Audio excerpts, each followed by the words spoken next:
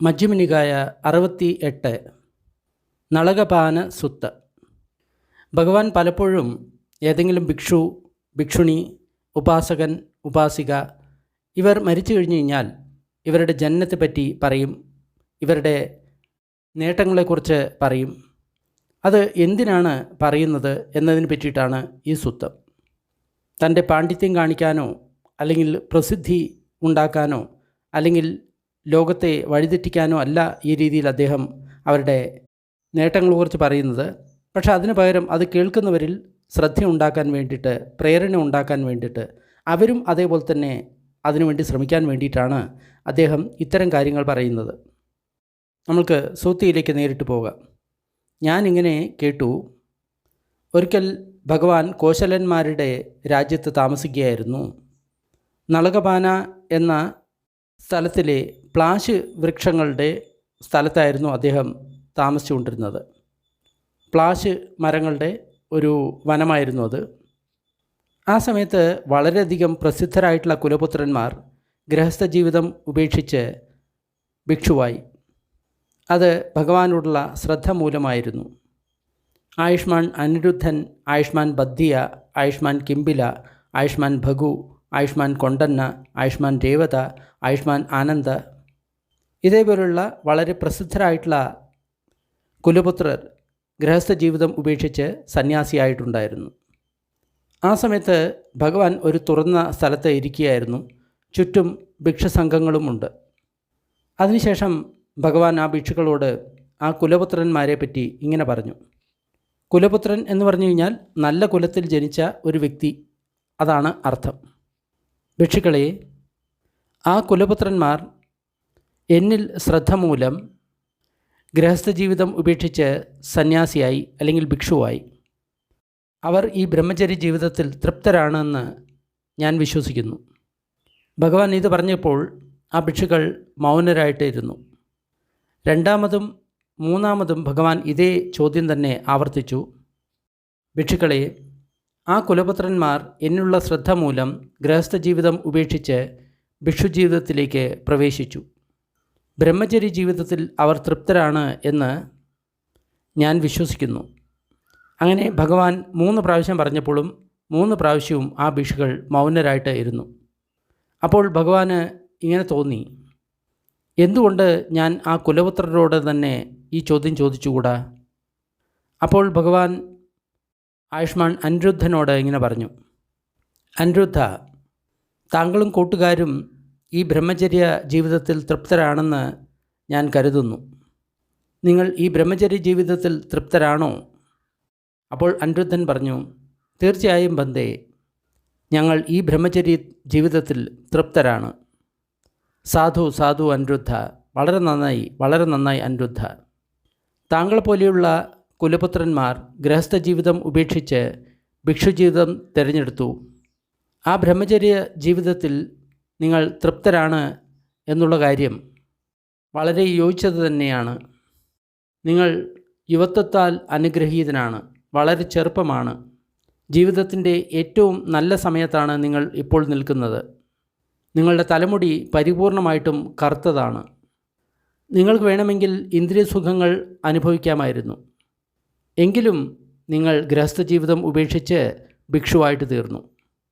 എന്നാൽ താങ്കൾ ഭിക്ഷുവായത് രാജാവിനെ ഭയന്നോ, അല്ലെങ്കിൽ ഭിക്ഷുക്കളിൽ നിന്ന് രക്ഷപ്പെടാനോ, അല്ലെങ്കിൽ കടത്തിൽ നിന്ന് നിങ്ങൾക്ക് രക്ഷപ്പെടാനോ, അല്ലെങ്കിൽ നിങ്ങൾക്ക് ഭയമുള്ളതുകൊണ്ടോ, അല്ലെങ്കിൽ ജീവിതമാർഗത്തിനുള്ള ഒരു ഉപാധി എന്ന നിലയിലോ അല്ല താങ്കൾ ഭിക്ഷുവായത്. എന്തെന്നാൽ താങ്കൾ ഭിക്ഷുവായത് ഇത്തരത്തിൽ ചിന്തിച്ചതുകൊണ്ടാണ്. ഞാൻ ജര, മരണം, ശോകം, പരിദേവം, ദുഃഖം, ദൗർമനസം ഇവയാൽ മൂടപ്പെട്ട് കിടക്കുകയാണ്. ഞാൻ ദുഃഖത്താൽ ആവരണം ചെയ്യപ്പെട്ട് കിടക്കുകയാണ്. ദുഃഖത്താൽ ലിപ്തനാണ് ഞാൻ. ഒരുപക്ഷെ എനിക്ക് ഈ ദുഃഖസ്കന്ധങ്ങൾക്ക് അറുതി വരുത്താൻ സാധിക്കുമായിരിക്കാം. അതുകൊണ്ടല്ലേ അനിരുദ്ധ, താങ്കൾ ഗൃഹസ്ഥ ജീവിതം ഉപേക്ഷിച്ച് ഭിക്ഷുവായത്? അതേ ബന്ദേ. പക്ഷേ അനിരുദ്ധൻ്റെ കൂട്ടുകാരെ, ഒരു കുലപുത്രൻ ഇപ്രകാരം ഭിക്ഷുവായി കഴിഞ്ഞു കഴിഞ്ഞാൽ ആ വ്യക്തി എന്താണ് ചെയ്യേണ്ടത്? ഇനിയുള്ള കാര്യങ്ങൾ വളരെ പ്രധാനപ്പെട്ടതാണ്. വിവേകം അനിരുദ്ധ കാമേഹി വിവേകം അകുശലേഹി ധമ്മേഹി പീതി സുഖം നാദി ഗച്ഛതി അന്യം വാ തതോ സന്തതരം തസ്സ അഭിജ്ഞാഭിചിത്തം പര്യാദായ തിഷ്ഠതി വ്യാപാദോപി ചിത്തം പര്യാദായ തിഷ്ഠതി തീനമിത്തംബി ചിത്തം പര്യാദായ തിഷ്ഠതി ഉദ്ദച്ച കുക്കുച്ചംബി ചിത്തം പര്യാദായ തിഷ്ഠതി വിചികിച്ഛാഭി ചിത്തം പര്യാദായ തിഷ്ഠതി അരതീപി ചിത്തം പര്യാദായ തിഷ്ഠതി തണ്ടീപി ചിത്തം പര്യാദായ തിഷ്ഠതി. അനിരുദ്ധ, ഏതെങ്കിലും ഒരു ഭിക്ഷുവിന് ഇന്ദ്രിയസുഖങ്ങൾ ഒഴിവാക്കിക്കൊണ്ട് അകുശലധർമ്മങ്ങൾ ഒഴിവാക്കിക്കൊണ്ട് ധ്യാനിക്കുന്ന സമയത്ത് പ്രീതി സുഖം ലഭിച്ചില്ല. പ്രീതി എന്ന് പറയുന്നത് മനസ്സിൻ്റെ സന്തോഷം, സുഖം എന്ന് പറയുന്നത് ശരീരത്തിൻ്റെ സുഖം, അല്ലെങ്കിൽ അതിനേക്കാളും ശാന്തകരമായിട്ടുള്ള അവസ്ഥ അവർക്ക് ലഭിച്ചില്ല എങ്കിൽ അവരുടെ മനസ്സിൽ ഈ സമയത്തും കാമചന്തം, വ്യാപാദം, തീനമിത്ത, വിചികിച്ഛ, ഉദ്ദച്ച കുക്കുച്ചം, അതൃപ്തി, ആലസ്യം ഇവ ഉണ്ടാകും. ഇവിടെ പറയുന്നത് നമ്മളുടെ കാമങ്ങൾ, അതായത് ഇന്ദ്രിയ സുഖങ്ങളില്ലാതെ അകുശല ധർമ്മങ്ങൾ, അതായത് രാഗദ്വേഷം, മോഹം തുടങ്ങിയ ധർമ്മങ്ങളില്ലാതെ നമ്മൾ ധ്യാനത്തിൽ പ്രവേശിക്കുന്ന സമയത്താണ് നമ്മൾക്ക് പീതി സുഖം ലഭിക്കുന്നത്. പീതി എന്ന് പറയുന്നത് മനസ്സിൻ്റെ സന്തോഷം, സുഖം എന്ന് പറയുന്നത് ശരീരത്തിൻ്റെ സുഖം, അല്ലെങ്കിൽ അതിനേക്കാളും ശാന്തമായിട്ടുള്ള അവസ്ഥകൾ നമ്മൾക്ക് ലഭിക്കുന്നത്. അതിനേക്കാളും ശാന്തമായിട്ടുള്ള അവസ്ഥ ഏതൊക്കെയാണ്? അതാണ് 5 തൊട്ട് 8ാമത്തെ ധ്യാനം വരെ അരൂപധ്യാനം. അത് അതിനേക്കാളും ശാന്തമായിട്ടുള്ള അവസ്ഥകളാണ്. പക്ഷേ ഈ അവസ്ഥകൾ ഒന്നും തന്നെ ലഭിച്ചിട്ടില്ല എങ്കിൽ ആ വ്യക്തി ഒരിക്കലും ധ്യാനത്തിലല്ല, അല്ലെങ്കിൽ ധ്യാനത്തിലല്ല. ധ്യാനത്തിലല്ല ആ വ്യക്തി എങ്കിൽ തീർച്ചയായിട്ടും ആ വ്യക്തിയുടെ മനസ്സിൽ ഇന്ദ്രിയ സുഖങ്ങൾ അല്ലെങ്കിൽ അകുശല ധർമ്മങ്ങൾ ആ വ്യക്തിയുടെ മനസ്സിലുണ്ടാവും. 5 നീവരണങ്ങൾ അല്ലെങ്കിൽ ശത്രുക്കൾ അവരുടെ മനസ്സിലുണ്ടാവും. കാമചന്തം അല്ലെങ്കിൽ രാഗം, വ്യാപാദം അല്ലെങ്കിൽ ദേഷം, ഉദ്ദച്ച കുക്കുച്ചം അല്ലെങ്കിൽ ഇരിക്കപ്പുറതിയില്ലായ്മ, തീനമിത്ത അല്ലെങ്കിൽ ആലസ്യം, വിചികിച്ഛ അല്ലെങ്കിൽ സംശയം. ധ്യാനത്തിലിരിക്കാത്ത ഒരു വ്യക്തിക്ക് തീർച്ചയായിട്ടും ഈ 5 നീവരണങ്ങളും ഉണ്ടാകും. പക്ഷേ ഈ 5 നീവരണങ്ങളും ഇല്ലാതായി കഴിഞ്ഞാൽ മാത്രമേ ധ്യാനത്തിൽ നമ്മൾക്ക് പ്രവേശിക്കാൻ സാധിക്കുള്ളൂ. അപ്പോൾ മാത്രമാണ് നമ്മൾക്ക് പീതി സുഖം കിട്ടുന്നത്, അല്ലെങ്കിൽ അതിനേക്കാളും ശാന്തകരമായിട്ടുള്ള അവസ്ഥ നമ്മൾക്ക് ലഭിക്കുന്നത്. പക്ഷേ പീതി സുഖം ലഭിക്കാത്ത, ധ്യാനത്തിലില്ലാത്ത ഒരു വ്യക്തിയുടെ മനസ്സിൽ ഈ 5 നീവരണങ്ങളും ഉണ്ടാകും. കാമചന്തം, വ്യാപാദം, തീനമിത്ത, ഉദ്ദച്ച കുക്കുച്ചം, വിചികിച്ഛ ഇവ ഉണ്ടാകും. അനിരുദ്ധ, ഏതെങ്കിലും വ്യക്തി ഇന്ദ്രിയ സുഖങ്ങളിൽ നിന്ന് വിമുക്തനായിട്ടില്ല, അകുശല ധർമ്മങ്ങളിൽ നിന്ന് വിമുക്തനായിട്ടില്ല, അത് കാരണം അവന് ധ്യാനം ലഭിച്ചിട്ടില്ല, അത് കാരണം പ്രീതി സുഖം അവന് ലഭിച്ചിട്ടില്ല, അല്ലെങ്കിൽ അതിനേക്കാളും ശാന്തമായിട്ടുള്ള അവസ്ഥ അവന് ലഭിച്ചിട്ടില്ല. എന്നാൽ അനിരുദ്ധ, ചില ഭിക്ഷുക്കളുണ്ട്, അവർ ഇന്ദ്രിയ സുഖങ്ങളിൽ നിന്ന് വിമുക്തനായിക്കൊണ്ട്, അകുശല ധർമ്മങ്ങളിൽ നിന്ന് വിമുക്തനായിക്കൊണ്ട് പ്രീതി സുഖം അവർക്ക് ലഭിച്ചിട്ടുണ്ട്, അല്ലെങ്കിൽ അതിനേക്കാളും ശാന്തമായിട്ടുള്ള അവസ്ഥ അവർക്ക് ലഭിച്ചിട്ടുണ്ട്. അങ്ങനെയെങ്കിൽ അവരുടെ മനസ്സിൽ കാമചന്തം, വ്യാപാദം, തീനമിത്ത, ഉദ്ദച്ച കുക്കുച്ചം, വിചികിച്ഛ, അതൃപ്തി, ആലസ്യം ഇവ ഒരിക്കലും ഉണ്ടാകുകയില്ല. കാരണം എന്താണ്? ധ്യാനം അവൻ നേടി. അപ്പോൾ ഈ 5 നീവരണങ്ങളും അതേപോലെ തന്നെ അതൃപ്തിയും ആലസ്യവും ഇല്ലാതിരിക്കാൻ വേണ്ടി നമ്മൾ ധ്യാനം അഭ്യസിക്കണം എന്നാണ് ഭഗവാൻ പറയുന്നത്. കാരണം ധ്യാനത്തിലാണ് പീതി സുഖ ഉള്ളത്, അല്ലെങ്കിൽ അതിനേക്കാളും ശാന്തകരമായിട്ടുള്ള അവസ്ഥ 5 മുതൽ 8 ധ്യാനം വരെയുള്ള അവസ്ഥ ഉള്ളത്. അതുകൊണ്ടാണ് ഭഗവാൻ അതിനെ ശാന്ത ധ്യാനങ്ങൾ എന്ന് പറഞ്ഞത്. അപ്പോൾ ഭിക്ഷുവാകുന്നതിൻ്റെ ഉദ്ദേശം എന്താണ്? ഈ പീതി സുഖം നമ്മൾക്ക് ലഭിക്കണം, അല്ലെങ്കിൽ അതിനേക്കാളും ശാന്തകരമായിട്ടുള്ള അവസ്ഥ നമ്മൾക്ക് ലഭിക്കണം, അല്ലെങ്കിൽ നമ്മൾക്ക് ധ്യാനം ലഭിക്കണം. അല്ലെങ്കിൽ എന്തു പറ്റും? പണ്ടത്തെ പോലെ തന്നെ നമ്മുടെ മനസ്സിൽ നമ്മുടെ നീവരണങ്ങൾ അല്ലെങ്കിൽ ശത്രുക്കൾ, കാമചന്തം, വ്യാപാദം, ഉദ്ദച്ച കുക്കുച്ചം, അതൃപ്തി ഇവയെല്ലാം നമ്മുടെ മനസ്സിൽ ഉണ്ടാകും. അനിരുദ്ധ, ഇതാണ് ചില ഭിക്ഷുക്കൾ ഇന്ദ്രിയ സുഖങ്ങളിൽ നിന്ന് മാറിക്കൊണ്ട് അകുശല ധർമ്മങ്ങളിൽ നിന്ന് വിട്ടുനിന്നുകൊണ്ട് അവർക്ക് പീതി സുഖം ലഭിച്ചു, അല്ലെങ്കിൽ അതിനേക്കാളും ശാന്തകരമായിട്ടുള്ള അവസ്ഥ അവർക്ക് ലഭിച്ചു. അനിരുദ്ധ, താങ്കൾ എന്നെപ്പറ്റി ഇങ്ങനെയാണോ കരുതുന്നത്? ഈ ആസവ സംക്ലേശിക പുനഃഭവിക സതര ദുഃഖവിഭാഗ ആയതിം ജാതി ജരാമരണീയ അപ്പഹീണ തേ തഥാഗതസ്. അനിരുദ്ധ, താങ്കൾ എന്നെപ്പറ്റി ഇങ്ങനെയാണ് വിചാരിക്കുന്നത്. ആ തഥാഗതൻ കളങ്കമുണ്ടാകുന്ന തൻ്റെ ആസവങ്ങളെ അല്ലെങ്കിൽ ദോഷങ്ങളെ ഉപേക്ഷിച്ചിട്ടില്ല.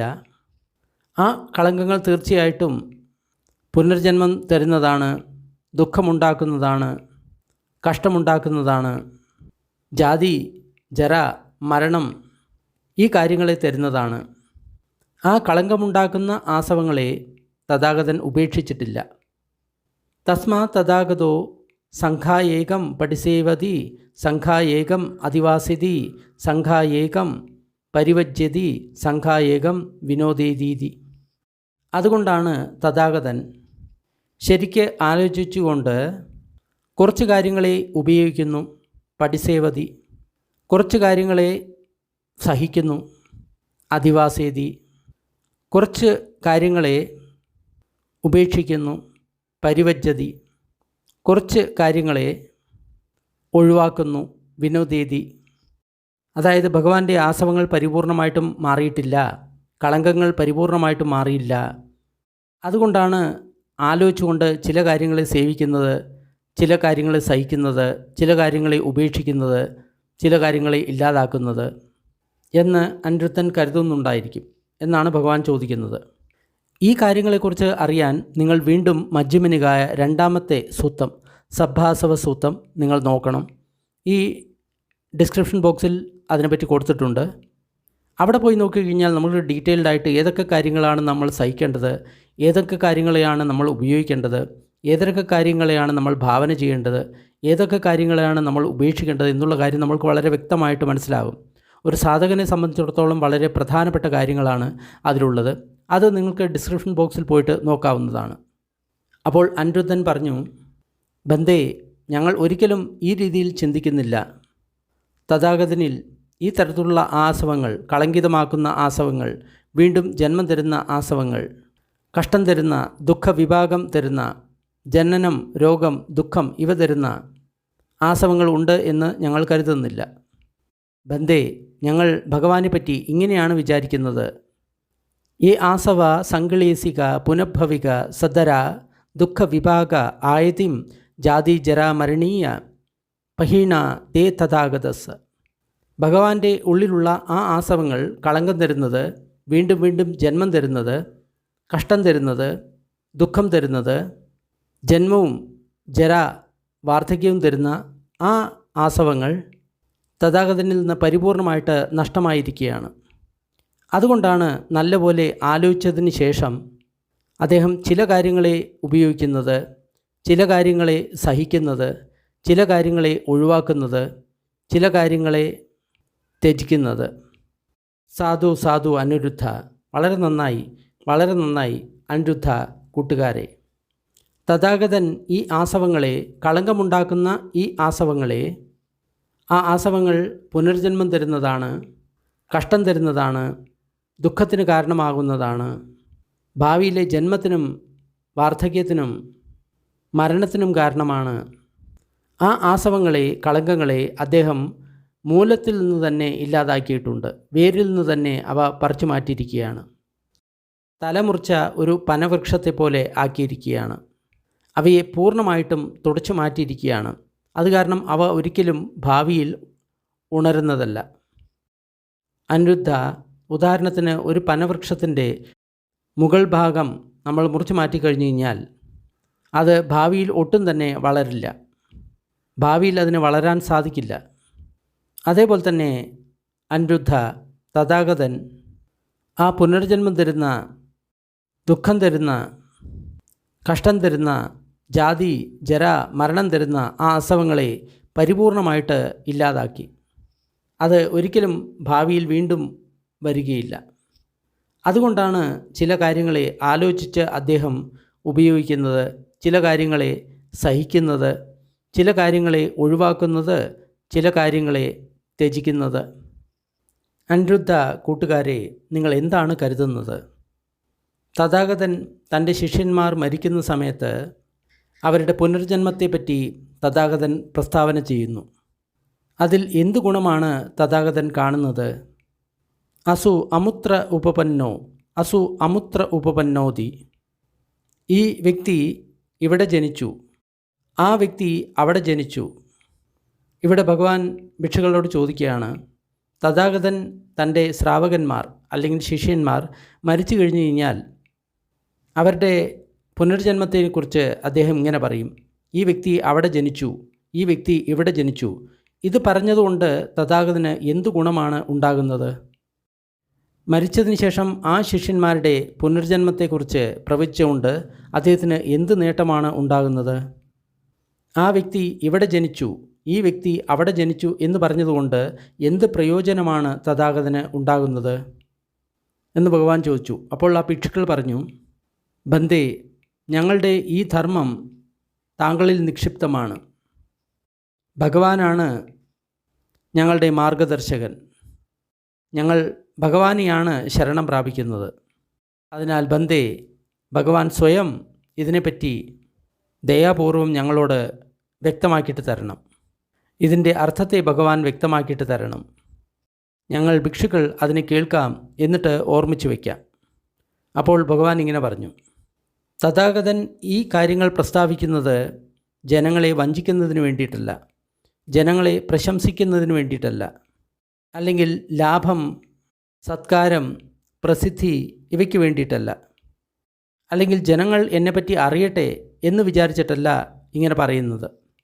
അതായത് ജനങ്ങളെ വഞ്ചിക്കാനോ അല്ലെങ്കിൽ ലാഭത്തിന്, അതായത് ധാരാളം ധനം ലഭിക്കണമെന്ന് കരുതിയിട്ടോ, സത്കാരം, എന്നെ എല്ലാവരും ബഹുമാനിക്കണം എന്ന് കരുതിയിട്ടോ, അല്ലെങ്കിൽ എനിക്ക് വളരെയധികം പ്രസിദ്ധി വേണം എന്ന് കരുതിയിട്ടോ, അല്ലെങ്കിൽ ജനങ്ങൾ എന്നെപ്പറ്റി അറിയണം, നോക്കൂ ഞാൻ മരിച്ചവരുടെ പുനർജന്മത്തെക്കുറിച്ച് പറയുന്നു എന്നത് ആലോചിച്ചിട്ട് അല്ല തഥാഗതൻ ഈ കാര്യങ്ങൾ പറയുന്നത്. സന്ധിചകോ അനിരുദ്ധ കുലപുത്ത സദ്ധ ഉള്ളാരവേദ ഉള്ളാര പാമോജ്. അനിരുദ്ധ, ചില കുലപുത്രന്മാരുണ്ട്, അവർക്ക് ശ്രദ്ധയുണ്ട്, അവർക്ക് വളരെ ഉയർന്ന പ്രമോദവും സന്തോഷവും ഉണ്ട്.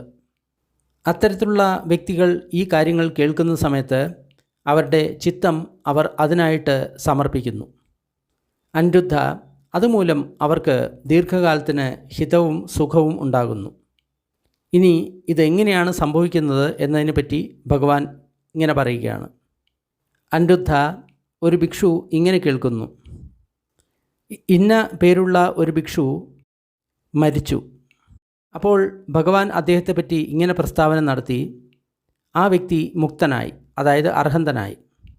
അപ്പോൾ ആ ഭിക്ഷു സ്വയം കണ്ടിരിക്കാം, അല്ലെങ്കിൽ മറ്റുള്ളവരിൽ നിന്ന് കേട്ടിരിക്കാം, ആ മരിച്ച ആ ഭിക്ഷുവിന് ഇന്ന ശീലങ്ങളുണ്ട്, ഇന്ന ധർമ്മങ്ങളുണ്ട്, ഇത്ര പ്രജ്ഞയുണ്ട്, ഈ തരത്തിലുള്ള ധ്യാനമുണ്ട്, ഈ തരത്തിലുള്ള വിമുക്തിയുണ്ട്.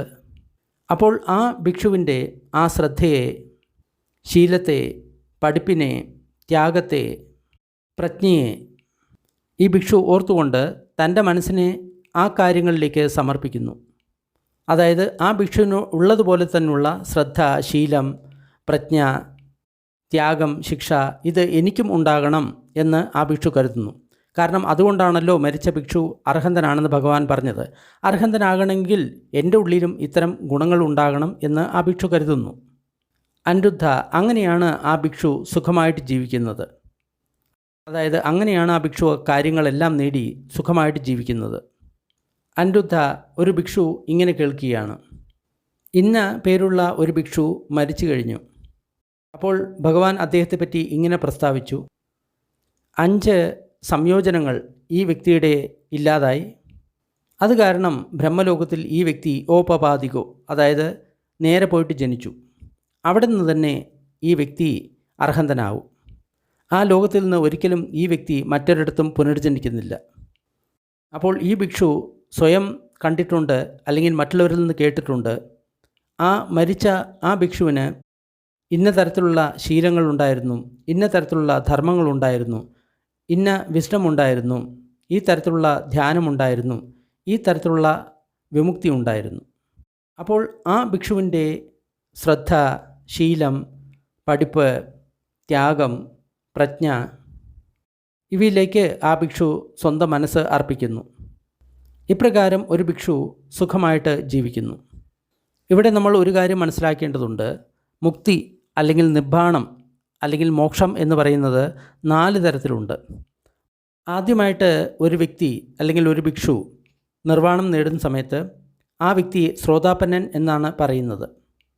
അപ്പോൾ ശ്രോതാപന്നനായിട്ടുള്ള ഒരു വ്യക്തിക്ക് ആ വ്യക്തിയുടെ 3 സംയോജനങ്ങൾ അല്ലെങ്കിൽ ബന്ധങ്ങൾ ഇല്ലാതാവുന്നു. സക്കായ ദിട്ടി, വിചികിച്ഛ, ശീലബദ്ധ പരാമർശം. സക്കായ ദിട്ടി എന്ന് പറയുമ്പോൾ ഞാൻ ശരീരമാണ് എന്നുള്ള തോന്നൽ.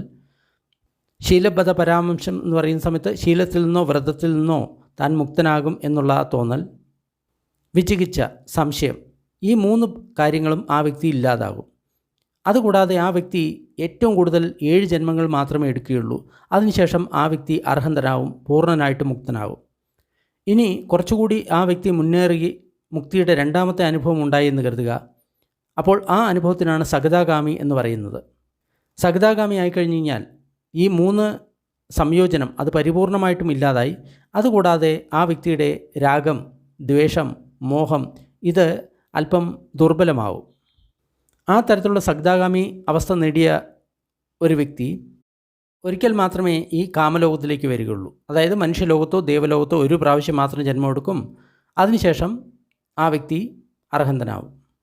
ഇനി അനാഗാമി എന്ന അവസ്ഥയെത്തിയ വ്യക്തി, അവർക്ക് ഈ 3 സംയോജനങ്ങളും ഇല്ലാതായി. അതുകൂടാതെ അവരുടെ രാഗം, ദ്വേഷം, മോഹം ഇതും പരിപൂർണമായിട്ടും ഇല്ലാതായി. അപ്പോൾ അവർ അനാഗാമിയായി. അനാഗാമി എന്ന് പറയുന്ന അവസ്ഥ നേടിയ വ്യക്തി മരിച്ചു കഴിഞ്ഞ് കഴിഞ്ഞാൽ നേരെ ബ്രഹ്മലോകത്ത് മാത്രമേ ജനിക്കുകയുള്ളൂ. അവിടെ നിന്ന് അവർ അർഹന്തരാകും. പിന്നീട് ആ വ്യക്തിക്ക് ഒട്ടും ജന്മമില്ല. എന്നാൽ അർഹന്തനായിട്ടുള്ള ഒരു വ്യക്തി ബാക്കിയുള്ള 5 സംയോജനങ്ങളെ കൂടി ഇല്ലാതാക്കിക്കൊണ്ടാണ് അർഹന്തനാവുന്നത്. അർഹന്തൻ്റെ 10 ബന്ധനങ്ങളും പരിപൂർണമായിട്ട് ഇല്ലാതായി. പിന്നീട് ആ അർഹന്തൻ പിന്നീട് ഒരിക്കലും ജനിക്കില്ല. ഇതാണ് മുക്തിയുടെ 4 അവസ്ഥ. അതിനെ പറ്റിയിട്ടാണ് ഭഗവാൻ ഇവിടെ ഇങ്ങനെ പറയുന്നത്. അനിരുദ്ധ, ഒരു ഭിക്ഷു ഇങ്ങനെ കേൾക്കുന്നു. ഇന്ന പേരുള്ള ഭിക്ഷു മരിച്ചു. അപ്പോൾ ഭഗവാൻ അദ്ദേഹത്തെപ്പറ്റി ഇങ്ങനെ പ്രസ്താവന ചെയ്തു. ഈ വ്യക്തിയുടെ 3 സംയോജനങ്ങൾ, ബന്ധനങ്ങൾ പരിപൂർണമായിട്ടും ഇല്ലാതായി. അതുകൂടാതെ രാഗം, ദ്വേഷം, മോഹം ഇവ ദുർബലമായി. അതിനാൽ ഈ വ്യക്തി സകദാഗാമി ആയിരിക്കുകയാണ്. ഈ വ്യക്തി ഒരിക്കൽ കൂടി ഇവിടെ വന്ന് ഈ ലോകത്ത് വന്ന് ജനിക്കും. അതിനുശേഷം ആ വ്യക്തി അർഹന്തനാകും. ഒരു പക്ഷേ ഈ വ്യക്തി സ്വന്തം കണ്ണുകൊണ്ട് കണ്ടിട്ടുണ്ടാകാം, അല്ലെങ്കിൽ മറ്റുള്ളവർ പറഞ്ഞത് ഇങ്ങനെ കേട്ടിരിക്കാം. ആ മരിച്ച ആ ഭിക്ഷുവിന് ഇന്ന ശീലങ്ങളുണ്ട്, ഇന്ന ധർമ്മങ്ങളുണ്ട്, ഈ തരത്തിലുള്ള പ്രജ്ഞയുണ്ട്, ഈ തരത്തിലുള്ള ധ്യാനമുണ്ട്, ഈ തരത്തിലുള്ള വിമുക്തിയുണ്ട്. ആ ഭിക്ഷുവിൻ്റെ ആ ശ്രദ്ധ, ശീലം, പഠിപ്പ്, ത്യാഗം, പ്രജ്ഞ ഇവയെ ഈ വ്യക്തി ഓർത്തുകൊണ്ട് സ്വന്തം മനസ്സിനെ ഈ കാര്യങ്ങളിലേക്ക് നിയോഗിക്കുന്നു. അതായത് ഇത്തരം ഗുണങ്ങൾ തന്നിലും ഉണ്ടാക്കാൻ വേണ്ടി പ്രയത്നിക്കുന്നു. ഇപ്രകാരം ഒരു ഭിക്ഷു സുഖമായിട്ട് ജീവിക്കുന്നു. അനിരുദ്ധ, ഒരു ഭിക്ഷു ഇങ്ങനെ കേൾക്കുന്നു. ഇന്ന പേരുള്ള ഒരു ഭിക്ഷു മരിച്ചിട്ടുണ്ട്. അപ്പോൾ ഭഗവാൻ അദ്ദേഹത്തെപ്പറ്റി ഇങ്ങനെ പ്രസ്താവന ഇറക്കി. ഈ ഭിക്ഷുവിന് 3 സംയോജനങ്ങൾ പരിപൂർണമായിട്ടും ഇല്ലാതായിക്കൊണ്ട് ഒരു ശ്രോതാപന്നൻ ആയിരിക്കുകയാണ്. ഒരു കാരണവശാലും ഈ ഭിക്ഷു അധോലോകത്തോ അല്ലെങ്കിൽ നരകലോകത്തോ അല്ലെങ്കിൽ പശുപക്ഷികളുടെ ലോകത്തോ ജനിക്കുന്നതല്ല. അതുകൂടാതെ ഈ ഭിക്ഷു സ്വന്തം കണ്ണുകൊണ്ട് കണ്ടിട്ടുണ്ട്, അല്ലെങ്കിൽ മറ്റുള്ളവർ പറയുന്നത് കേട്ടിട്ടുണ്ട്. ആ ഭിക്ഷുവിന് ഇത്തരം ശീലങ്ങളുണ്ട്, ഇത്തരം ധർമ്മങ്ങളുണ്ട്, ഇത്തരം പ്രജ്ഞയുണ്ട്, ഇത്തരം ധ്യാനമുണ്ട്, ഇത്തരം വിമുക്തിയുണ്ട്. അപ്പോൾ ആ ഭിക്ഷുവിൻ്റെ ആ ശ്രദ്ധ, ശീലം, പഠിപ്പ്, ത്യാഗം, പ്രജ്ഞ ഇവയെ ഈ ഭിക്ഷു ഓർക്കുന്നു. അതിലേക്കായി സ്വന്തം മനസ്സിനെ നിയോഗിക്കുന്നു. അതായത് ആ ഗുണങ്ങളെല്ലാം തനിക്കും ഉണ്ടാകണം എന്ന് ഈ ഭിക്ഷു ആഗ്രഹിക്കുന്നു, അതിനുവേണ്ടി പ്രവർത്തിക്കുന്നു. ഏവം ഭിഖോ അനിരുദ്ധ ഭിക്ഷുണോ ഫാസുവിഹാരോ ഹോതി. അനിരുദ്ധ, ഇത് പ്രകാരമാണ് ഒരു ഭിക്ഷു സുഖമായിട്ട് ജീവിക്കുന്നത്. ഇതാനുരുദ്ധ ഭിക്ഷുണി സുനാതി. അനിരുദ്ധ, ഒരു ഭിക്ഷുണി ഇങ്ങനെ കേൾക്കുന്നു. ഈ പേരുള്ള ഒരു ഭിക്ഷുണി മരിച്ചുപോയി. ഭഗവാൻ അവരെ പറ്റി ഇങ്ങനെ പ്രസ്താവന ചെയ്തിട്ടുണ്ട്. ഈ ഭിക്ഷുണി അർഹന്തയാണ്. അതുകൂടാതെ ഈ ഭിക്ഷുണി സ്വയം കണ്ടിട്ടുണ്ട്, അല്ലെങ്കിൽ മറ്റുള്ളവരിൽ നിന്ന് കേട്ടിട്ടുണ്ട്. ആ ഭിക്ഷുണിക്ക് ഇന്ന ശീലങ്ങളുണ്ട്, ഇന്ന ധർമ്മങ്ങളുണ്ട്, ഇന്ന പ്രജ്ഞയുണ്ട്, ഈ തരത്തിലുള്ള ധ്യാനമുണ്ട്, ഈ തരത്തിലുള്ള വിമുക്തിയുണ്ട്.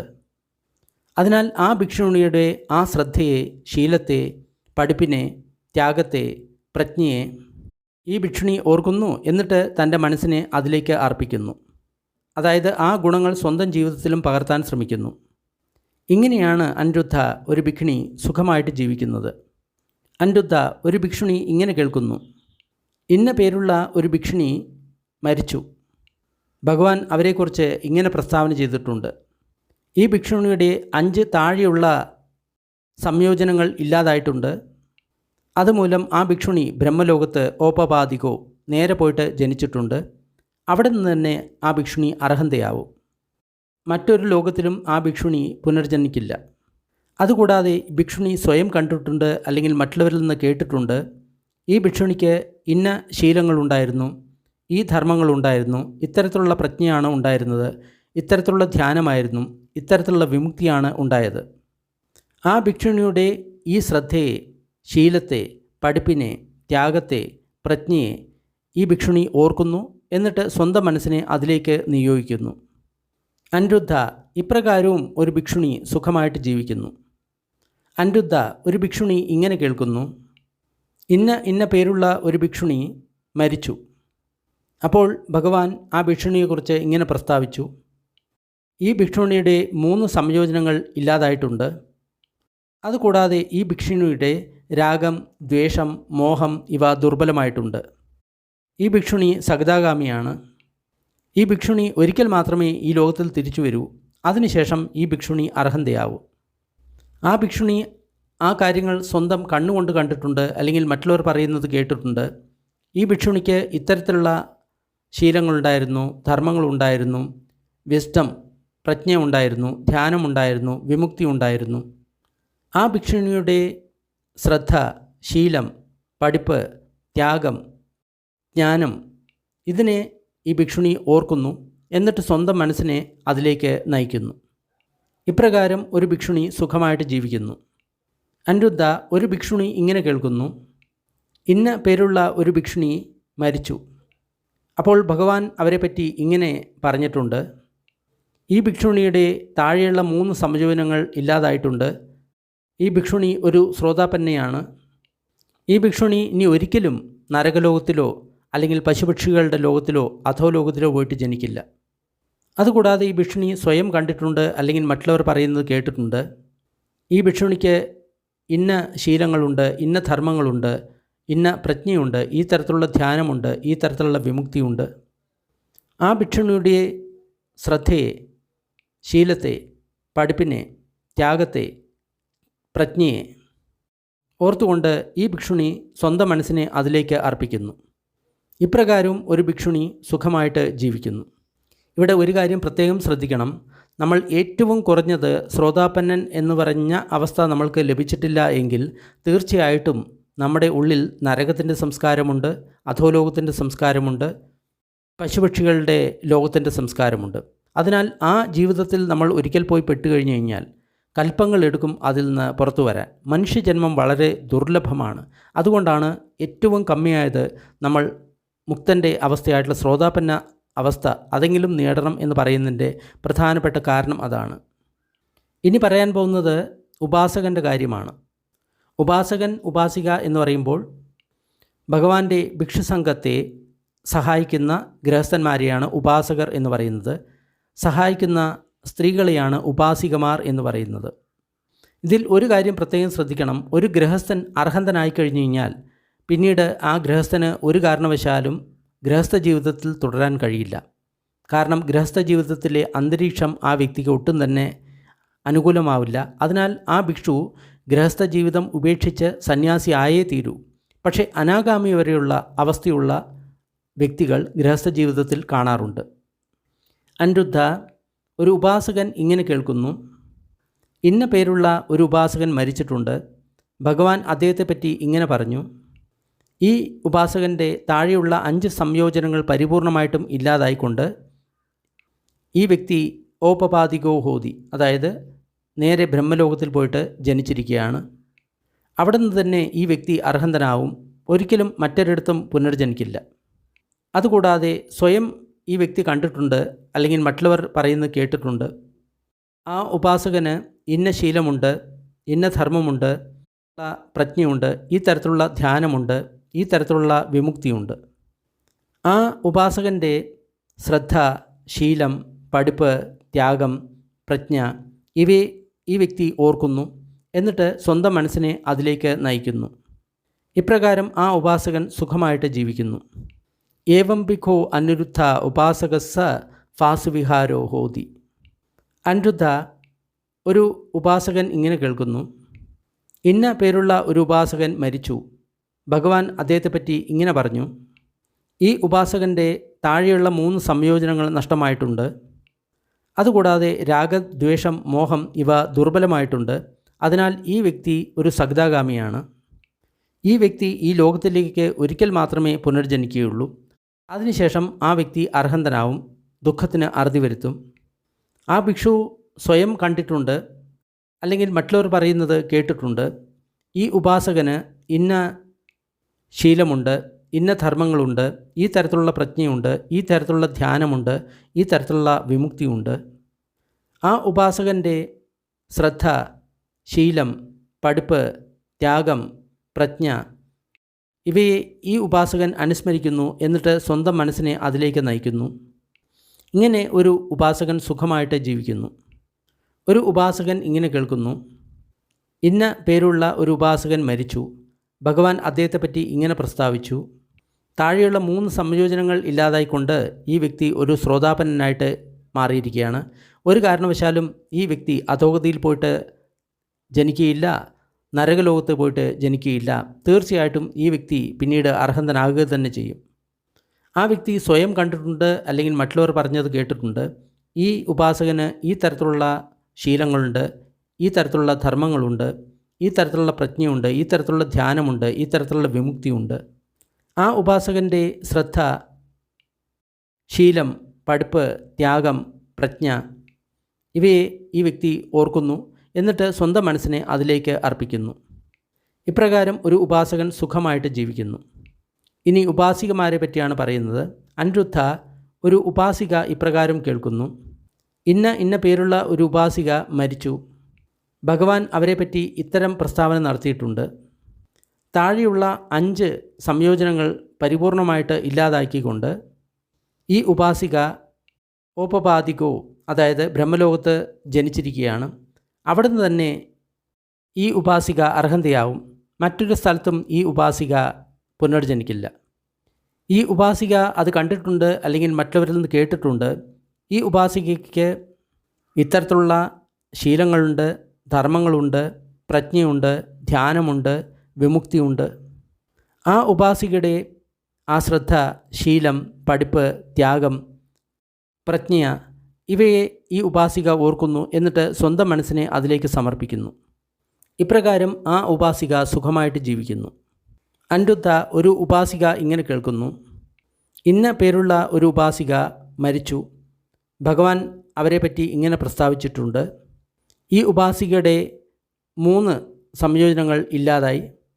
രാഗം, ദ്വേഷം, മോഹം ഇവ ദുർബലമായി. അതിനാൽ ഈ ഉപാസിക ഒരു സകദാഗാമിയാണ്.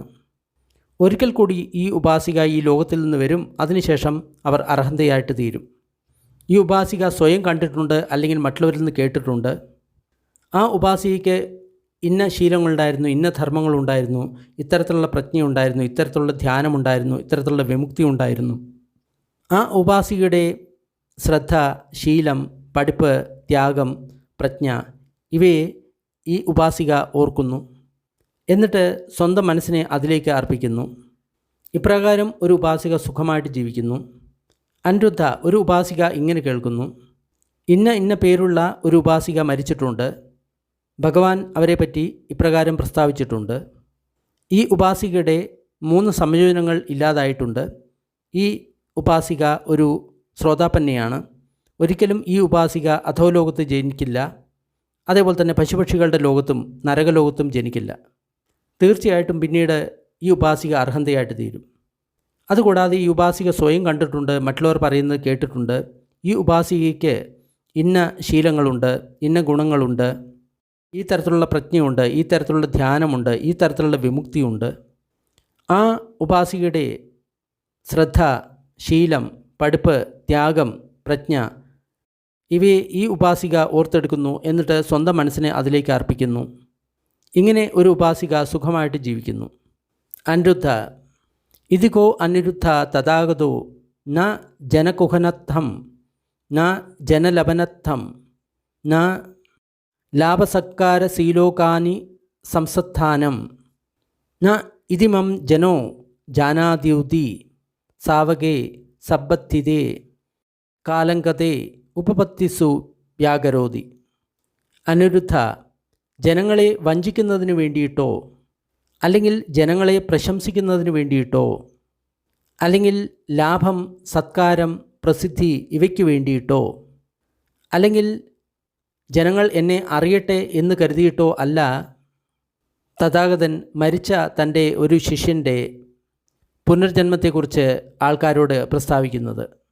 അതായത് തൻ്റെ ഏതെങ്കിലും ശിഷ്യൻ മരിച്ചു കഴിഞ്ഞ് കഴിഞ്ഞാൽ ആ ശിഷ്യൻ എവിടെ പുനർജനിച്ചു, എന്താണ് ആ ശിഷ്യന് ലഭിച്ചിട്ടുള്ള ഗുണം എന്നതിനെപ്പറ്റി ഭഗവാൻ പറയുന്നത് ലാഭസത്കാര പ്രസിദ്ധിക്ക് വേണ്ടിയിട്ടോ, അല്ലെങ്കിൽ ജനങ്ങളെ വഞ്ചിക്കാനോ, അല്ലെങ്കിൽ ആൾക്കാർ തന്നെപ്പറ്റി അറിയട്ടെ എനിക്ക് എത്ര ദിവ്യശക്തി ഉണ്ട് എന്ന് കാണിക്കാനോ അല്ല തഥാഗതൻ മരിച്ച ശിഷ്യന്മാരുടെ പുനർജന്മത്തെക്കുറിച്ച് പറയുന്നത്. ഈ വ്യക്തി അവിടെ പോയിട്ട് ജനിച്ചു, അല്ലെങ്കിൽ ഈ വ്യക്തി അവിടെ പോയിട്ട് ജനിച്ചു. സന്ധി ചഖോ അനിരുദ്ധ കുലപുത്ത സദ്ധ ഉളാരവേദ ഉളാരപ്പാമോജ്ജ. അനിരുദ്ധ, ചില കുലപുത്രന്മാരുണ്ട്, ശ്രദ്ധയുള്ള കുലപുത്രന്മാരുണ്ട്. അവരുടെ മനസ്സിൽ പൂർണ്ണമായിട്ടുള്ള സന്തോഷവും അതേപോലെ തന്നെ പ്രമോദവും ഉണ്ട്. അവർ ഈ കാര്യങ്ങൾ കേൾക്കുന്ന സമയത്ത് അവരുടെ മനസ്സിനെ അവിടേക്ക് ശ്രദ്ധിക്കുന്നു. ആ കാര്യങ്ങളെല്ലാം തന്നിലും ഉണ്ടാകണം എന്ന് ആ വ്യക്തി ആഗ്രഹിക്കുന്നു. ആ നല്ല ഗുണങ്ങൾ തന്നിൽ വരാൻ വേണ്ടി ആ വ്യക്തി പ്രയത്നിക്കുന്നു. അനിരുദ്ധ, ഇതുമൂലം ദീർഘകാലത്തേക്ക് അവരുടെ ഹിതത്തിനും സുഖത്തിനും കാരണമായിട്ട് തീരുന്നു. ഇതാണ് ഭഗവാൻ പറഞ്ഞത്. ആയുഷ്മാൻ അനിരുദ്ധൻ ഭഗവാന്റെ വചനങ്ങളിൽ തൃപ്തനായി. ആയുഷ്മാൻ അനിരുദ്ധനും കൂട്ടുകാരും ഭഗവാന്റെ വചനങ്ങളെ അനുമോദിച്ചു. നളകപാന സൂക്തം നിഷ്ഠിതം. ഇത് വളരെ പ്രേരണ തരുന്നൊരു സൂക്തമാണ്. മരണശേഷം ആ വ്യക്തിയുടെ ഗതി എന്താണ് എന്ന് ഭഗവാൻ പറയുന്നു. അതിനാൽ ഭഗവാനിൽ ശ്രദ്ധയുണ്ടാക്കാനും ഭഗവാന്റെ വചനങ്ങളെ അറിയാനും ഇത് നമ്മളെ സഹായിക്കുന്നു. സൂക്തം ഇഷ്ടമായി കഴിഞ്ഞ് കഴിഞ്ഞാൽ ലൈക്ക് ചെയ്യുക, ഷെയർ ചെയ്യുക. ഇതേപോലുള്ള കൂടുതൽ സൂക്തങ്ങൾ ഡിസ്ക്രിപ്ഷൻ ബോക്സിലുണ്ട്. ഇനി കുറച്ച് സമയം പുണ്യവിതരണത്തിൻ്റെ അഭ്യാസം ചെയ്യാം. ദുഃഖം അനുഭവിക്കുന്ന സർവ്വപ്രാണികളും ദുഃഖത്തിൽ നിന്ന് വിമുക്തരാകട്ടെ. ഭയം അനുഭവിക്കുന്ന സർവ്വപ്രാണികളും ഭയത്തിൽ നിന്ന് വിമുക്തരാകട്ടെ. ശോകം അനുഭവിക്കുന്ന സർവ്വപ്രാണികളും ശോകത്തിൽ നിന്ന് വിമുക്തരാകട്ടെ. എല്ലാ പ്രാണികൾക്കും മുക്തി ലഭിക്കട്ടെ. നമ്മൾ നേടിയ ഈ പുണ്യത്തിൽ സർവ്വജീവികളും പങ്കാളികളാകട്ടെ. അതുമൂലം സർവ്വപ്രാണികൾക്കും സുഖവും സന്തോഷവും ഉണ്ടാകട്ടെ. ഭൂമിയിലും ആകാശത്തിലും ഉള്ള സർവ്വപ്രാണികളും അധോലോകത്തെയും മനുഷ്യലോകത്തെയും ദേവലോകത്തെയും രൂപ അരൂപ ബ്രഹ്മലോകത്തിലെയും സർവ്വപ്രാണികളും നമ്മളുടെ ഈ പുണ്യത്തിൽ പങ്കാളികളാകട്ടെ. അതിശക്തരായിട്ടുള്ള ദേവന്മാരും ബ്രഹ്മന്മാരും ബുദ്ധശാസനത്തെ സംരക്ഷിക്കട്ടെ. സാധു സാധു സാധു.